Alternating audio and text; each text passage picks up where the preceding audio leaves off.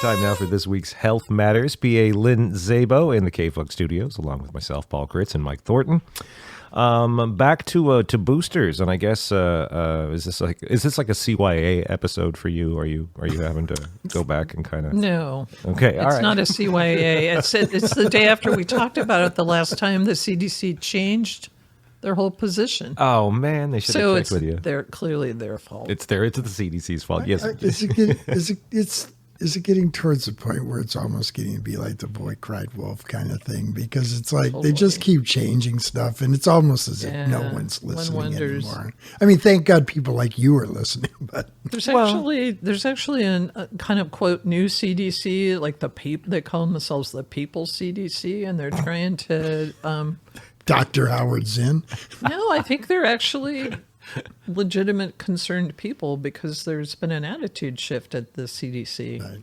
And it definitely, I think we can all see it. It's kind of from we're all in this together. This is how we take care of each other. This is how we're going to get through this to, everybody's taking responsibility for themselves, and good luck, folks. Yeah. That's all, folks. It must be over, right? But that part in the Titanic right before Jack goes into the water? That's where we are. Yeah, here the lifeboats. And also, at some point, too, and I don't know if I've seen this, maybe you guys have, expressed, but it's just the difficulties inherent in trying to attach real-time policy with real-time science and the way science works. Sure. And that's you running uphill just right from the start there. For a minute, I thought you were going to take a real hard turn and decide that we were going to start discussing the psychology of Rose. The psychology of Rose. It's the ivermectin talking stuff. Oh, the Together Science hopefully put the stake in the heart of ivermectin. They just published, and remember, statistically futile. That didn't change. I saw that article. We're so wandering around before we get to the topic. I saw that article, and to me, I'm like, is this still a thing? Are we still waiting for the definitive Yes, there are providers word? in Delmark County that are advocating for ivermectin for reasons that are completely unclear. I think it's because who's that Rogan guy that talks about it? Yeah. Wasn't the issue with ivermectin, though, that it did show some perhaps improvement in some other areas of the world, and they came to the conclusion that the reason it was doing that was because it was knocking down the other parasites that were attacking the immune system. It was making baseline unhealthy people a little bit healthier so they could actually, but it wasn't really helping them not die from the virus. Right. Well, I guess what I'm saying is that had that just been said like that at the beginning, it's like, it worked for these people, and here's why. Yeah, but was that known? See, that's the thing I'm talking about with evolving science and policy, and then also public opinion trying to keep up with all of that too. Science has evolved over time, and as we watch scientists figure this out, and people damn them because they what they say isn't etched in stone the second they say it, because things change as understandings evolve, and that's just such a difficult task, and that's where we get things like ivermectin and Joe Rogan. Well, and it's instantaneous communication now, that also, right? So there's no never been a good thing. There's no ability to just kind of there's no time lag. Yeah, right. Yeah. It's just this happens, boom, everybody's talking about it. All right. So I think scientists. We should also say scientists, like everybody else, they maybe harbor a political objective, and then they fill in the blanks to prove their objective is right. That's a shame. That's kind of part of their job, is to not do that. To not do that. Yeah. But science is really about proving yourself wrong. Isn't that why they have political science? That's it exactly. Oh my gosh. I'm gonna run for lab monkey. Okay. Vote for you. So that nice long walk we just took gets us all the way back around 4 minutes in, by the way. 4:20. Look at us. To today's update on boosters and COVID. And I've already seen some things here in the note you emailed that I've got questions about that directly affect me. So let's get going. What's the booster update? Is this the People's CDC or the old school CDC? Who's saying this is new CDC? Okay. Released to the media on 3/29/22. All right, and this kind of assumes messenger RNA vaccines, because if you're an individual that's immunized with J&J, there's other things you need to discuss. That boat sunk. Okay, but there are some other people that have some of the other immunizations that are in the world that live here in Del Norte. But so I'm assuming messenger RNA. So the primary series, these are terms, primary series are the first 2 shots, okay? And the first booster is shot number 3, just to make it completely confusing. The second booster is shot number 4. That makes sense. It makes sense to me, but anyway, by the way, the shot number 4, which is the second booster, this is kind of interesting. It's 1/4 the dose of shots 1 and 2. Okay. And shot number 3 is 1/2 the dose of shots 1 and 2. So that means what you guys called side effects of the vaccine, which we call a great immune response, should hopefully be minimized. Actually. Right. So at this point, if somebody was on shot number 4, it's not going to take a lot to nudge their immune system. So that's something that I thought was interesting. That's new. So who should get shot number 4? Okay. Those who are 40 or 50 years and older, about 4 months after shot number 3. See, bang, I'm overdue now. Yeah. Yeah. I was okay before, and now I'm overdue. That's not fair. That's not fair. Okay. Science is wrong. I can fix that. It's not hard to fix, but you didn't like my shot giving capabilities. So Man, that was the hard. I haven't had a shot know. that hard in a long time. You hit bone. It's like you were getting the temperature to see if the turkey's nurses done. are the kinder people. Providers not so much.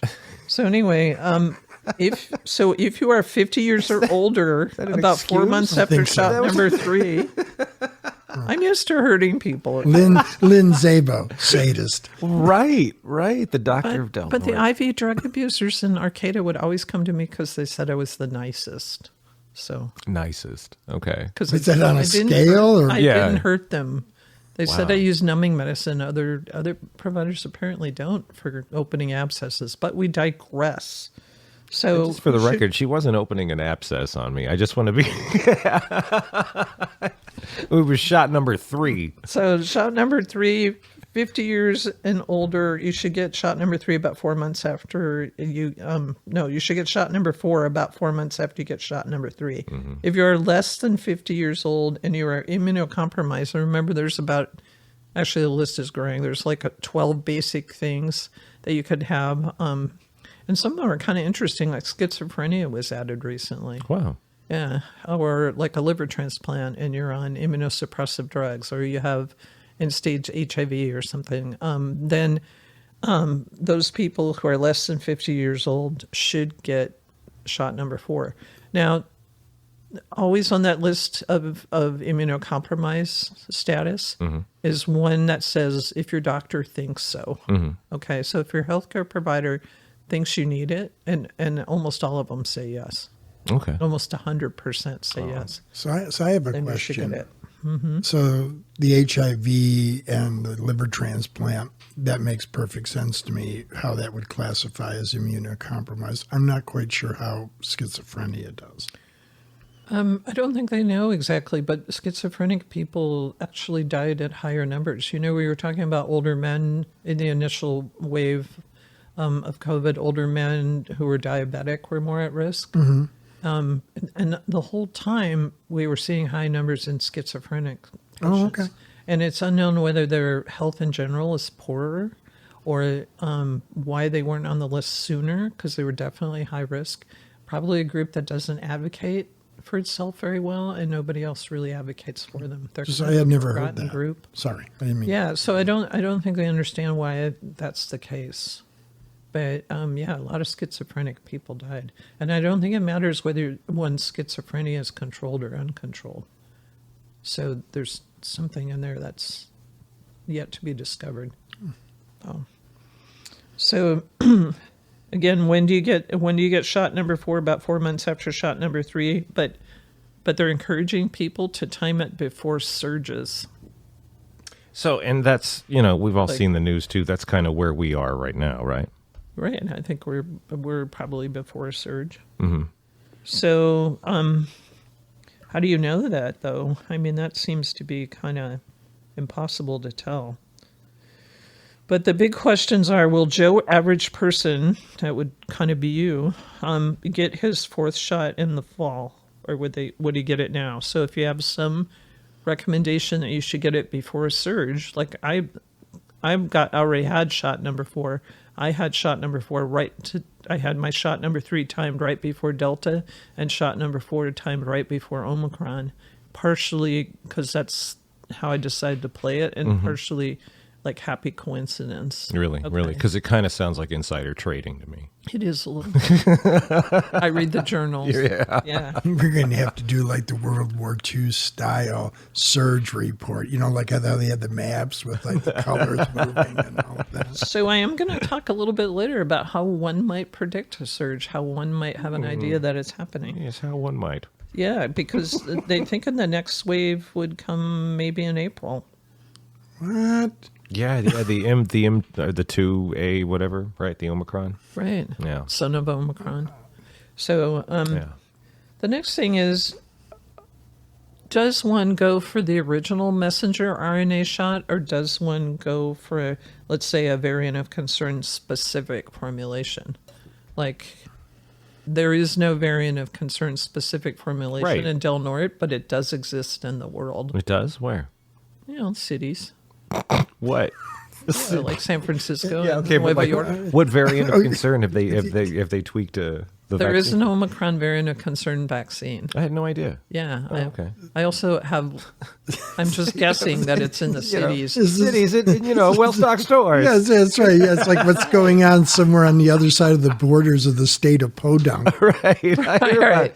Their Like, indoor plumbing and their so not electric light. available in Del Norte. But even if you're getting the original messenger RNA vaccine, there's still some protective value in terms of not dying, not being hospitalized, not being on a vent. I mean, our stated goal here, I think, between the three of us is to never get sick. And so that's a different goal than what the public health department has and what the CDC has. So that'll work. Yeah. Okay. So there's 3 sources that you can go to check to see how the outbreak is going. And spoiler alert, the numbers are going up in the cities, actually. So the first thing is you go to what you do is you check the number of positive tests in your area. And they used to have that actually really nicely in the Las Coast Outpost for Humboldt County. And then you took it down because it's over, right? Right. We don't have to We're all worry about done. it, right? Can we talk at all, just even in passing, about the effectiveness of having 2 updates a week that are only 1 day apart? Is that, statistically, that just kind of seems, why go, just make it one update then? Is it really 1 day apart, or is it talked about 1 day apart? I don't know. Or are the data 1 day apart? Yeah, I don't know. That's what I assume. Is that, why are... Well, supposedly they release the data that they have accumulated up until Tuesday, on Tuesday. And then there's Wednesday, and then they release another one on Thursday, and then there isn't another one until Tuesday. Yeah, it's interesting how the weekends nothing seems to happen. Yeah. Wow. So let's get this straight. You can't get sick on the weekend. Is that what you're saying? Right.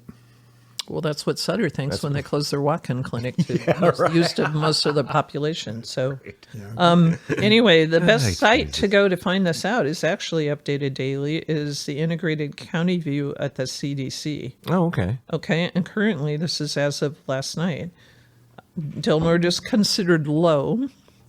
And what that means is about 57 people out of 100,000. Of course, we don't have 100,000 here. This is a statistical kind of extrapolation. Yeah. But you go, a quarter of that, right, basically, would be real numbers we're looking at. Here's what's alarming. This was not, the CDC recently, when we kind of had this shift to the government saying that, we're going into an endemic model. They also changed what they defined as high or low. So at certain times in the epidemic, 57 per 100,000 was considered high, and they've redefined it now as low. But it's also lower than other parts of the state. So I guess you could argue that. Relatively, yeah. Yeah. This is my favorite one, wastewater data. Boy, everybody lives for that. Oh, boy. That's why they were all down there the other day. There's I think a lot it's of very wastewater clever. data. So at the poop plant is a lot of good information about what the true number of people with COVID in this county are, but we don't really check it. I think they've checked it randomly. No, since March 2020. well, they did it up through October of that year, I want to say, and then stopped. And there Right. hasn't been anything since. The reports are on the dashboard. It is the potential to have it reported on Del Norte is at the CDC site, the same site I referenced before. The potential. So they have Humboldt. They have Del Norte is not reported. Humboldt is very helpful. That's the rates between 9 and 99% of the population. They need to hurry up and write a grant to get a poop plant technician on case. But the rates, I looked at, they have better data coming out of Sonoma and Clackamas County. So I usually look at California and look at Oregon. So it's kind of like a giant pincher with us in the middle. Right. So it's going up in Sonoma. It's going up in Oregon. Oh, So wow. I imagine okay. it's going to go up here. Quick, let's hurry up and have another county fair. Yeah, I know. Just in time. Just in time. Oh, wow. It was nice. So I don't know. I don't know what they'll. Yeah, I don't even want to get into. What do you think will happen this next wave? Nothing. I don't know. They even opened up the prison. Still, according to the dashboard, Pelican Bay still has one inmate with COVID, but they've opened back up. Come on back in. I think they've got him. There hasn't been anything new for like a couple of weeks, I guess. But this guy's still sick. So does he have long COVID or still testing positive? it's a number on a webpage. I have no idea. Do they have a poop plant at the prison? I think they do have a separate waste treatment facility, I believe. It would be interesting to monitor that. Anyway, the third place. I wonder if that's a coveted job on the yard, working in the waste treatment for that. You get extra time credits. Yeah, you probably get some benefit for it, entice people into it. But anyway, the third place you can look at for information to see how your local outbreak is going is a website run by a public health professor in Florida, and his name is Jason Salami. It looks like Salemi.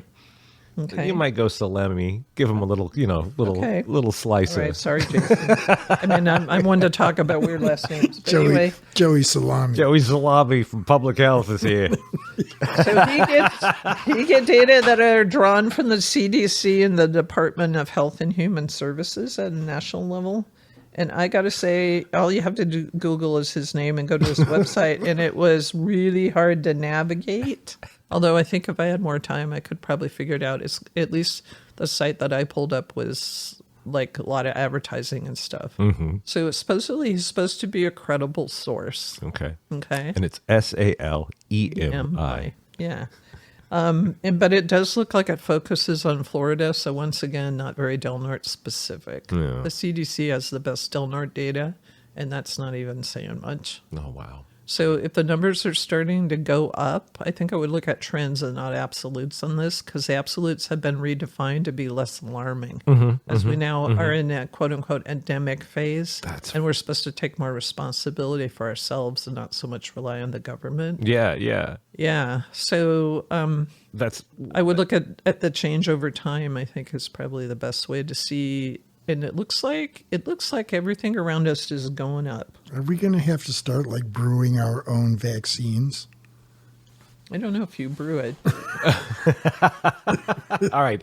Distill it. Whatever. I mean, yeah. No, I think we might have to turn Look to I'm not qualified to work at the homeopathy or poop something. plants. How am I supposed to know? Well, I think that's actually kind of okay. You guys still giggling about poop, but I think it gives us Joe important Salami. data. Joe Salami of Public Health got me AKA this job Tony Forks. got me a job at the poop plant. I'm set for life. Yeah. All right. I'm sorry. Yes. So what did you mean by are we going to have to start brewing our own vaccine? Or will they continue to be readily Well, I available? get just the point that once again, it's like less and less can we count on the government to do anything to help. Right. Yeah. And I think it's interesting that the actual quantity of a vaccine is going down each time you get one. I think there's a good scientific reason for that. But I also think, I also wonder if we're like, are we embracing homeopathy now? Or like, what's the deal? Yeah. So, I don't know. Mushrooms. I think we should get Paul immunized. Microdosing. Yeah. Yeah. That's what I've been doing. Exactly. Now, to the best of my knowledge, because I got 4 total, and to the best of my knowledge, they were all full strength. Yeah, they were. Yeah. Yeah. So I Yeah, got a leg up, right? There's so no basically, I got 5, right?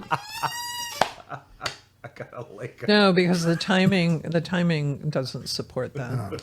Yeah, your timing.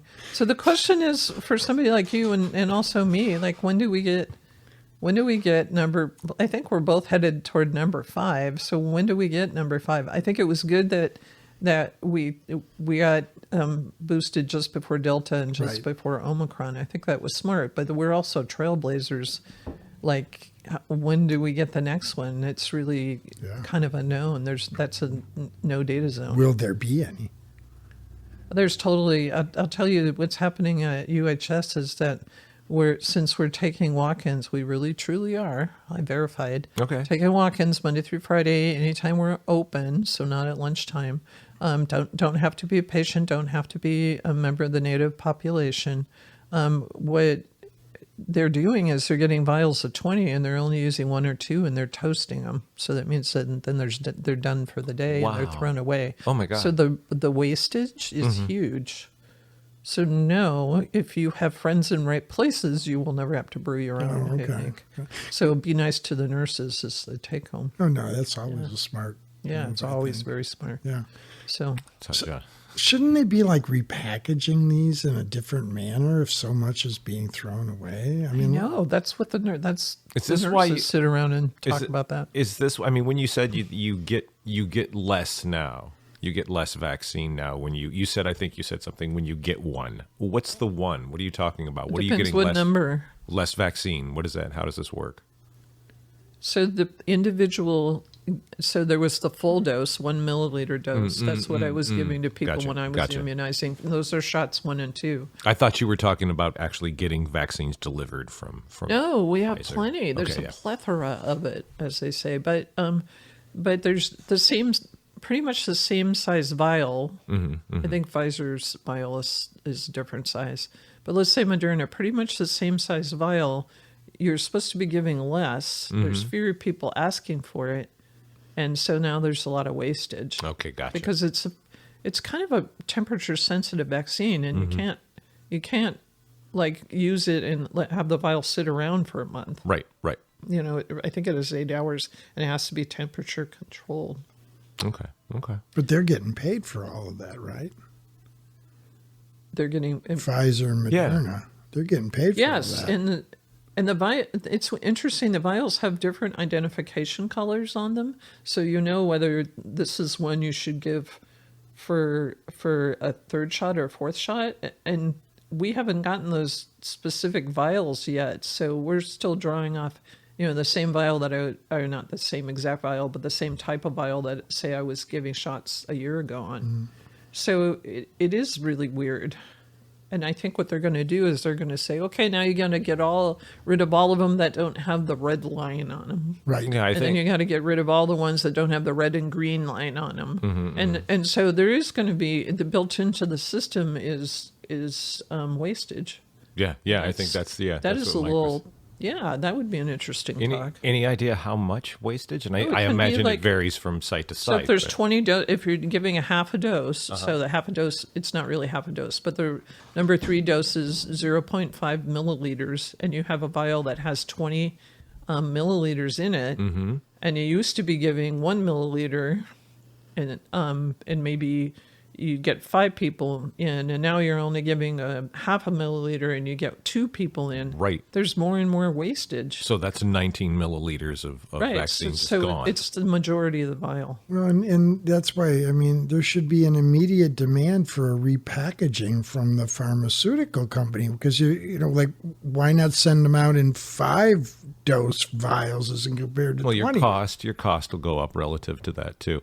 And I'm wondering about what's the metric for Moderna and Pfizer? What are they getting paid by? Are they getting paid by the dose? Are they getting paid by some other metric? Like the truckload or gallon or whatever? But still, is it a contract? Is it physically tied to the number of vaccines produced? And if so, then if you've got all this incredible wastage just built into the system, I think you're underestimating the number of stages that people get paid. So there's the corporation, there's the manufacturer, there's the people who provide vials. There's Right. people, yeah, Right. There's people who transport it because it's difficult to transport. There's, there's. It's like anything else in medicine. There's hands out at Sure. levels you would not believe, which all eventually provides barriers to care, in my opinion. Right. I'm just interested in the public funding aspect. Like, are each of those steps independently contracted with the government? Is that where they're getting money, or are they subcontracted through whatever the Pfizer or Moderna, whatever money they're getting for producing the vaccine? Yeah, I and the think costs the are answer to that is a yes to all of that. probably Yeah. right. Yeah. Like whatever brings home the most money is Yeah. probably what's happening. Right. And that I'm sure that they don't really have a mandate to save money for the taxpayer.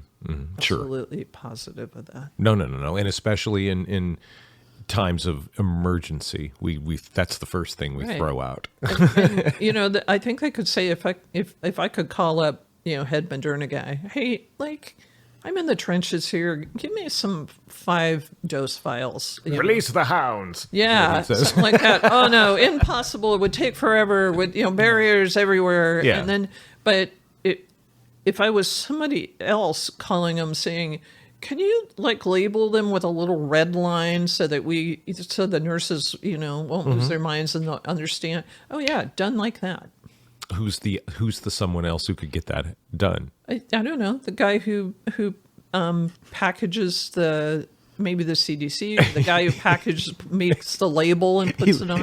I can tell you who can do it. The guy who cuts the check. Yeah, right. Well, yeah, Right. sure, but I mean, that's Right. just, I mean, there's he no- lives in a city. Yeah, but the bottom line is there's no connection to the reality of Sure. actually putting shots in arms. Right, because that's ultimately not what Right. this is about for most of these people who are involved in it. It's Right. about getting the money. It's another profit center.